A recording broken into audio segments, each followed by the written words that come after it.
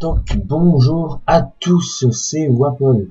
Aujourd'hui on se retrouve pour pas un tutoriel. Aujourd'hui ce sera un gameplay sur un jeu de conquête que j'adore. Il s'appelle Civilization 5. Il est, il est nouveau. Il est très bien fait graphiquement. Il équivaut vraiment Ruse, qui lui est fait avec encore plus de 3D. Je vais vous présenter une partie que j'avais déjà commencé. Donc j'avais pris Darius Ier, donc un empire perse. Comme atout, je peux avoir pendant les âges d'or 50% plus long. Durant l'âge d'or, les unités reçoivent un bonus de mouvement, donc une case mouvement en plus, et de la puissance de combat, une puissance de plus de combat de 10%. Je peux aussi obtenir des soldats qui s'appellent les immortels. Donc ils sont pas immortels, mais ils sont puissants pour le début. Et les cours de satrape, ce sont des matériaux assez rares que l'on trouve que dans la région perse.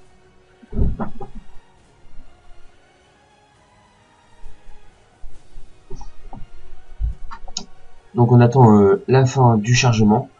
J'en profite pour vous dire que ça fait plaisir que vous vous abonniez à ma chaîne, que vous aimiez mes vidéos, ça fait très plaisir.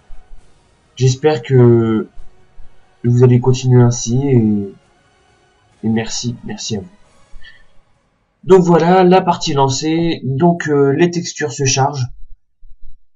Donc vous allez voir que pour l'instant j'ai 5 villes que j'ai prises d'assaut, que je n'ai pas construites. Là j'ai essayé de voir avec la caméra pour faire charger les textures parce que ça prenait beaucoup de temps. En enregistrant avec Fraps, ça prend super beaucoup de temps, ça fait ramer, etc.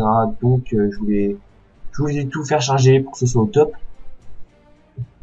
J'avais créé des armées et vous allez voir que c'est pas bien. Voilà, j'avais créé des armées parce que pour envahir toutes les villes, j'en avais besoin, sauf que les villes étaient beaucoup trop sympas à conquérir, donc les armées, j'en ai pas eu besoin à la fin. Voilà. Donc je bougeais mes armées, je faisais un peu n'importe quoi, je savais pas quoi faire, j'hésitais à conquérir les villes d'en haut. J'étais vraiment lâche sur sa partie très lâche et vous allez comprendre dans la suite parce que ce gameplay est séparé en je sais pas combien de parties. J'ai été très lâche parce que toutes les villes je les ai prises d'assaut et j'aime pas attendre.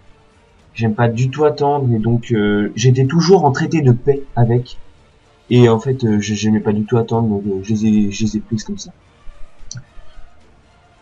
Donc si vous regardez la map en bas à droite, vous allez voir que il y a d'autres villes bien sûr autour de moi et ma ville tout à droite ne va pas être seule dans pas longtemps parce que l'empire de Chine va être construit juste à côté de mon empire et en fait vous verrez dans la suite du gameplay que ça va très mal tourner.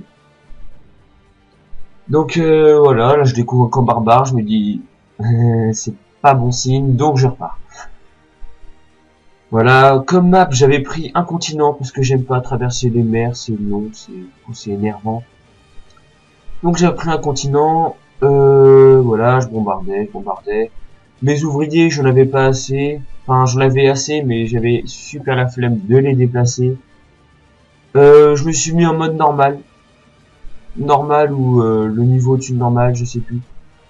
Et je pense que au-dessus ça aurait été trop dur. Ça aurait été trop dur parce que la suite du gameplay, moi, enfin, quand j'ai joué à Civilization, ça m'a impressionné ce qu'ils m'ont fait. Et j'ai pas du tout aimé.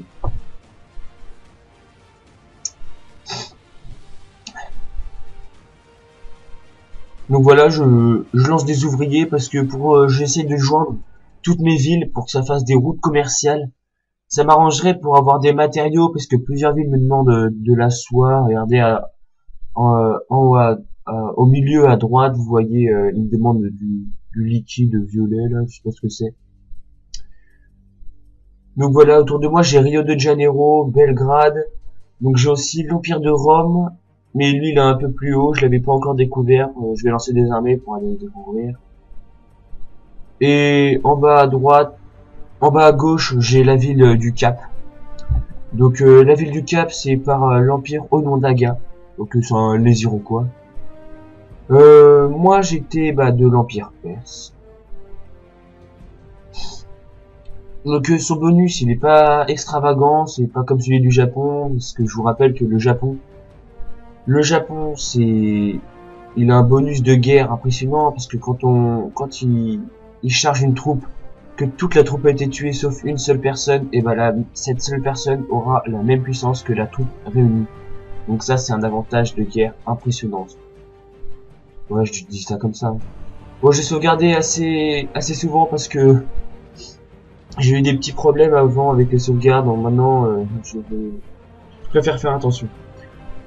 Donc Civilisation, c'est un jeu de stratégie conquête qui est basé sur prendre le monde, créer un empire pour créer le futur, du passé au futur, tout en respectant le temps. Donc le temps est marqué en haut à droite, donc moi j'étais au 375 après Jésus-Christ.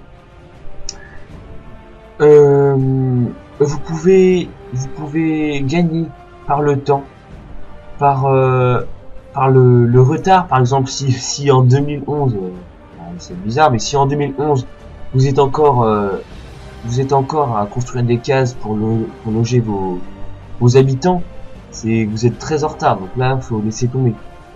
Vous pouvez gagner par la guerre. Donc par la guerre, c'est ce que je fais tout le temps. Et c'est un peu barbare, mais tuer tout le monde, c'est pour moi le principe du jeu. Donc vous pouvez gagner par la guerre. Vous pouvez gagner, mais ça c'est beaucoup moins intéressant, gagner par des traités de paix. Par des traités de paix, donc vous faites un traité de paix avec tout le monde vous apprécie, vous offrez de tout à tout le monde, et eux ils vont apprécier. Et c'est ça, ce sera la fin, vous allez avancer ensemble, en même temps, la main dans la main, et voilà. Donc là, je sais pas si vous avez remarqué, j'avais emmené toutes mes armées vers une ville, parce que je vais essayer de conquérir, je crois que ce sera Rio de Janeiro. Ouais, Rio de Janeiro. Donc vous voyez bien que les barbares, ils commencent déjà à m'énerver. Donc Persépolis s'en est chargé presque tout seul, juste avec l'armée qui a fait celle des barbares sur terre.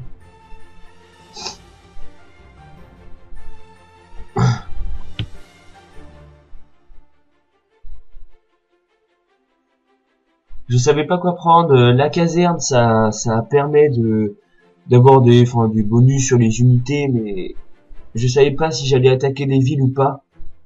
Et vous voyez, je montais mes armées, mais je savais pas encore si j'étais très sûr. Et quand je suis arrivé au bout de la mec, je me suis dit bon je crois que Rio de Janeiro va être pris aujourd'hui. Donc j'ai fait ce gameplay. J'ai fait ce gameplay pour vous montrer c'était quoi le jeu Civilization 5. Bien sûr, il y a d'autres civilisations, mais qu'est-ce que c'était Civilization 5? J'ai pas vu beaucoup de gameplay français. Donc j'ai essayé de vous en faire un complet pour vous dire qu'est-ce qu'on peut faire, qu'est-ce qu'on va faire. Et j'espère que vous allez aussi vous mettre à Civilisation. Moi je me suis mis, c'est super intéressant, on apprend super vite. Des tutoriels sont déjà mis dans le jeu. On peut jouer en ligne, jouer en réseau. Bon, il y a de tout, c'est super large. Donc vous avez de quoi faire avec Civilisation. Donc je vais vous expliquer les icônes. Donc en haut à gauche. Donc pas plus en haut à gauche, c'est en haut à gauche, il y a un rond bleu avec écrit plus 31. Plus 31, c'est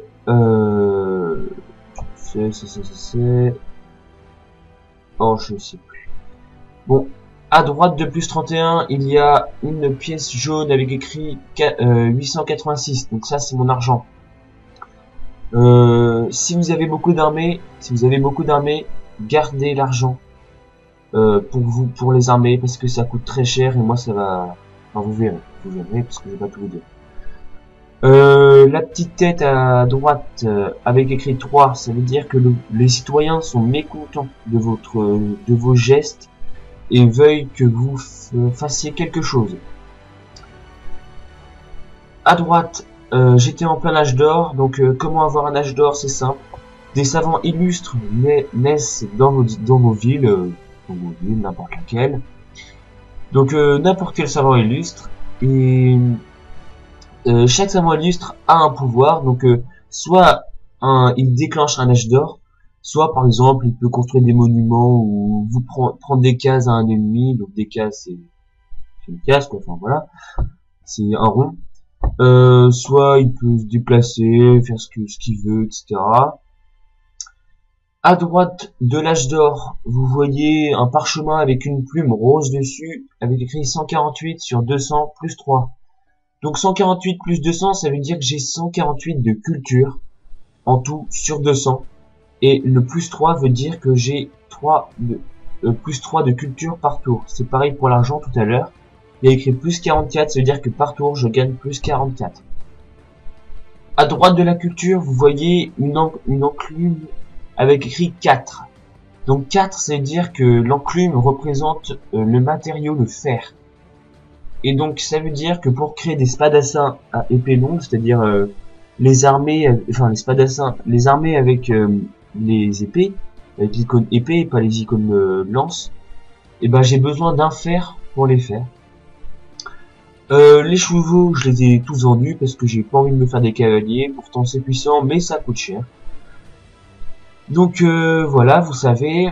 On va aller de l'autre côté, donc en haut à droite, vous voyez tour 133. Je pense que vous savez ce que ça veut dire. Ça fait le 133e tour que je joue. Vous voyez 450 ans après Jésus-Christ, ça c'est la date. Donc là, vous savez, pour l'instant, vous savez ce que ça veut dire. Les icônes qui apparaissent au milieu à droite à chaque tour, c'est ce qui s'est passé. Ce qui s'est passé, par exemple, vous allez voir que prochainement, je vais avoir machin vous déclare la guerre, machin vous déclare la guerre, des traités de paix, des traités enfin de tout. Le petit icône jaune en fond bleu, c'est que mon âge d'or est terminé. Donc en dessous, vous avez la carte. Vous avez la carte. L'icône en bas à gauche de la carte, c'est, vous voyez une espèce de ruche de miel. Ça veut dire que vous pouvez vous mettre en vue stratégique. Donc, en haut à gauche, vous voyez mathématiques 2. Donc 2 signifie les tours qui restent pour obtenir mathématiques. Mathématiques est un choix pas de construction, mais c'est un choix que l'on peut avoir pour connaissance. On peut choisir ce qu'on, tout à l'heure vous l'avez vu au début de la vidéo. Donc là il ne reste plus qu'un tour, et les icônes à côté de mathématiques, c'est ce qu'on pourra faire en obtenant mathématiques. Voilà, je suis bien. Donc si je vois bien, on pourra construire des catapultes, des monuments, et on pourra aussi construire ouais, encore des monuments, mais du genre Colisée, enfin, tout ce qui est grec. Donc je sais pas si je vous l'ai montré, voilà. Là je suis en train d'attaquer le Cap. Donc le Cap qui fait partie de l'empire des Iroquois, dirigé par Onondaga. J'étais ami, je ne le suis plus parce qu'elle m'a énervé, parce que je deviens ami 2 tours avec elle, ensuite je deviens son ennemi, donc là ça m'énervait, je voulais vraiment la prendre. Vous allez voir que j'ai été un peu bête en faisant ça, parce que je vais découvrir qu'elle est encore mon amie, que c'est très très lâche de le faire. Donc je vais repartir plus haut et je vais attaquer d'autres villes. Voilà. Donc je vais vous expliquer aussi, au-dessus des villes, il y a écrit, il y a un symbole avec écrit 14. Alors 14 veut dire la puissance de la ville. Donc normalement votre capitale doit être beaucoup plus forte que les petites villes construites autour. C'est une base parce que au moment où les ennemis attaquent et prennent votre capitale, votre empire est détruit. Il est détruit, il est fini, vous avez fini la partie. Voilà, c'est tout, c'est fini. Le signe qui est à côté de l'écriture Le Cap veut dire que c'est une ville maritime. Voilà, là j'ai découvert les veut dire que c'est une ville maritime. Donc ça veut dire qu'elle est très porc, poisson, tout ce qui est matériaux de la mer, du tissu, etc. Voilà. Tout à l'heure, vous voyez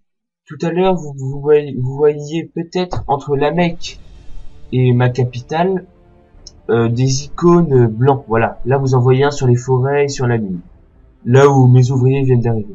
Et bien ça veut dire que le jeu nous conseille de construire des routes. Donc moi c'est ce que j'avais prévu pour lier nos deux villes. Donc le jeu il est pas non plus bête, il est intelligent, il sait comment vous diriger et la preuve c'est lui qui dirige les autres armées. Voilà. Donc là je vous comptais m'attaquer à une ville de 17 de puissance, donc c'est pas mal pour quelqu'un où on est en 500 ans après Jésus-Christ. Et justement, je vais faire passer les tours, j'avais un mauvais pressentiment, je voulais faire passer les tours pour voir si ça réagissait dans le cap. Il a bougé ses armées, mais rien de gros, quoi. J'attendais que toutes mes armées soient autour. Et là, je sais pas si vous avez vu, j'ai juste de passer le tour, mais vous avez vu des petites planètes qui étaient barrées de rouge. Et bien ça veut dire que les traités sont finis. N'importe quel traité de paix, traité de libre passage, c'est-à-dire qu'ils peuvent traverser votre territoire sans problème. Donc ils sont finis. Voilà, donc tout à l'heure j'avais pas assez d'ouvriers, maintenant j'en ai trop. Voilà, donc là, Iwata me propose un accord de recherche en dépensant 250. J'ai refusé. J'ai refusé pourquoi? Parce que je sais que je vais avoir des problèmes, je le savais déjà. J'ai été lâche au début de la partie, très lâche. J'allais avoir des problèmes impressionnants, je pense, et je les ai eus. Donc j'ai préféré garder mon argent pour avoir des unités. Donc là, si vous voyez le statut du cap, vous voyez qu'il est une personnalité hostile, allié avec personne, et il recherche de l'or. Et c'est une ville maritime, comme je vous l'ai dit tout à l'heure. Donc le but de ce tuto est de vous présenter civilisation, voilà. Belgrade hostile. Là, je vous montrais un peu les statuts des villes. Je voulais aussi savoir laquelle j'allais attaquer parce que tout à l'heure dans le profil, voilà, vous voyez, je pars. Dans le profil du cap, donc la ville qui est en dessous là, j'ai vu que j'étais encore son ami et je me suis dit que l'attaquer serait un truc lâche et tout le monde m'attaquerait. Donc ils ont eu de la chance parce que j'aurais pris la ville sans problème, je pense, avec les armées que j'avais. Donc ce jeu, je vous explique, c'est un Total War en -3D.